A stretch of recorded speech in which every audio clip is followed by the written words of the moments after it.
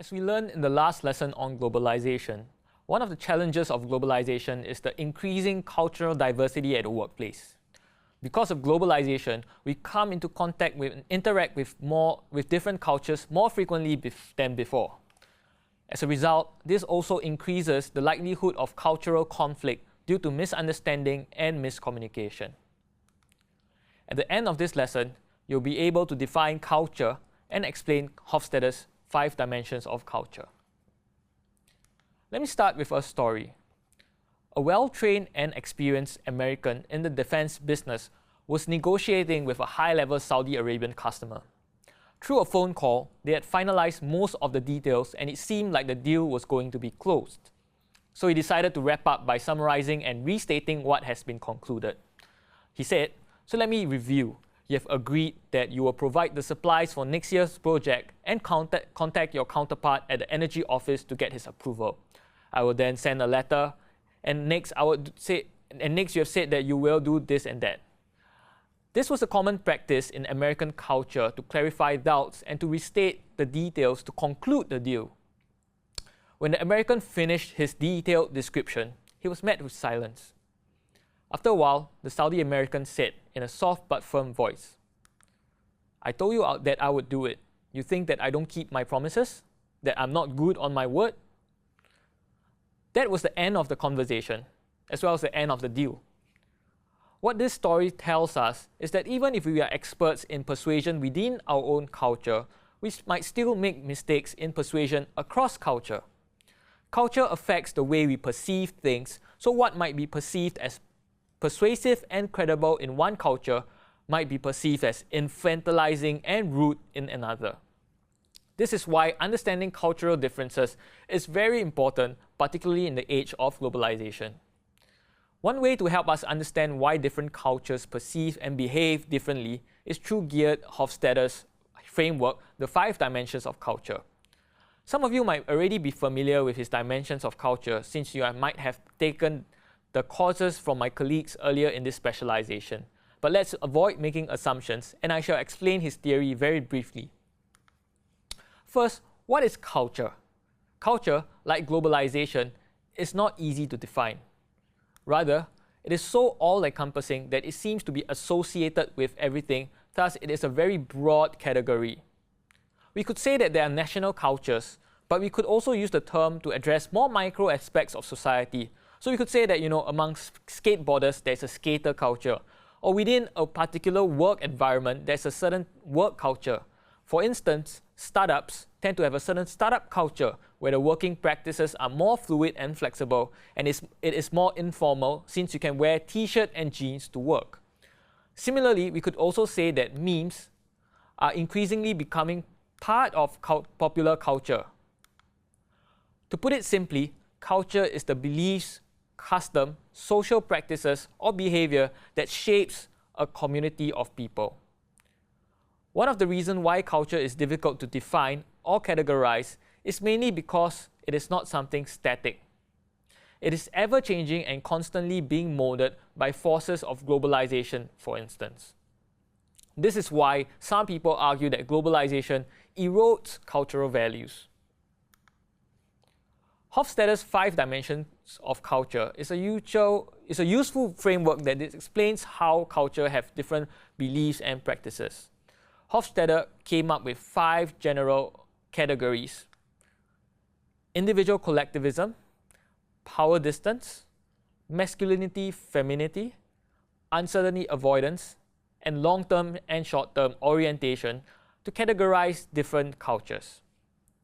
This framework helps us to understand how different cultures can behave differently, for different cultures have different expectations of communication and reality in general. The first dimension from Hofstadter's framework is power distance.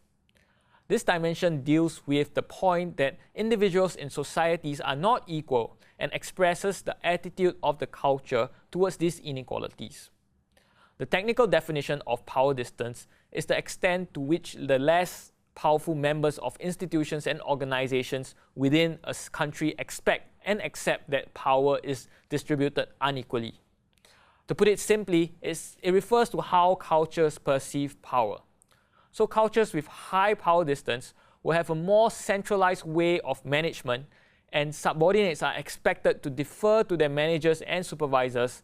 Employees are also expected to be told what to do by their managers, and communication often flows from top to bottom, i.e. from bosses to subordinates rather than the other way around. According to Hofstadter and his researchers, examples of such culture are Asian countries such as Japan, South Korea, and even Singapore. Conversely, in cultures with low power distance, such as in America, management is more decentralized and there is lesser hierarchy.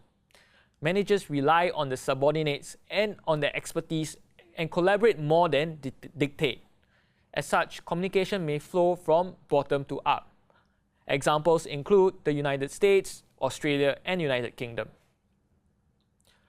The second dimension of culture is individualism and collectivism.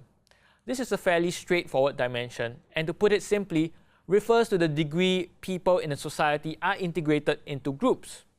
Cultures that are more individualistic will tend to define their self-image more in terms of I, while cultures that are more collectivistic will tend to define their self-image more as we.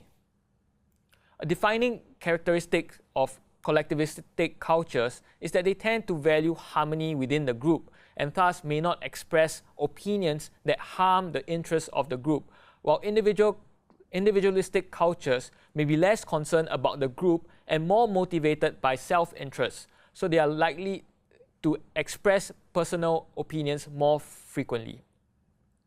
One often cited example of a collectivistic society is Japan, while the US is often considered an individualistic society. The third dimension of culture is masculinity-femininity. This is a commonly misunderstood dimension of culture. Since the terms masculine and feminine are used, people tend to think that it relates to gender differences in society. That is a rather outdated view. Instead, it refers to a particular dominant characteristic that defines the culture. So instead of masculinity, perhaps a better word would be goal-oriented, which is a society that is generally competitive, driven by achievements and success. On the other hand, a society that scores higher in femininity is more process-oriented. So in such societies, there is more emphasis on modesty and caring for others, so some might consider this more nurturing. Japan is highly ranked in masculinity, while Nordic countries such as Sweden are considered feminine by Hofstadter's cultural dimensions. The fourth dimension of culture in Hofstadter's theory is uncertainty avoidance. According to Hofstadter, in a society with high uncertainty avoidance, the community of people generally are uncomfortable with ambiguity and would prefer clear structures. Also, they tend to face higher stress and anxiety when faced with new and different situations, which is why they would prefer a fixed and clear structure. They find dealing with difference difficult, especially deviant persons or ideas. Other beliefs that underlie high uncertainty avoidance include the belief in an ultimate truth and the belief that teachers are supposed to have all the answers. Conversely, in societies with low uncertainty avoidance, they are better equipped to deal with ambiguity and unstructured situations and face lesser emotional stress or anxiety. They are also more comfortable with differences in beliefs and opinions. Beliefs that underlie low uncertainty avoidance include the belief that teachers may say that I don't know.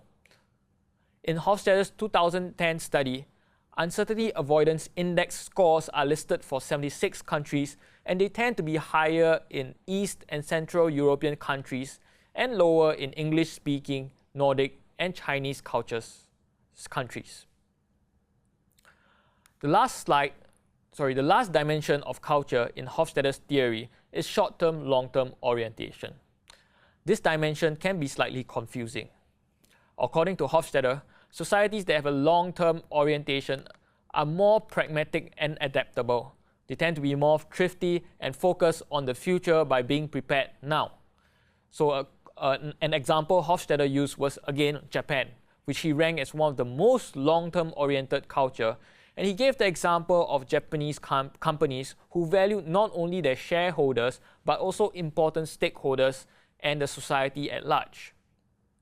In contrast, cultures who are short-term oriented tend to maintain traditions and norms and have universal ideas about good and evil, as opposed to long-term oriented cultures who believe in circumstances rather than a universal guideline.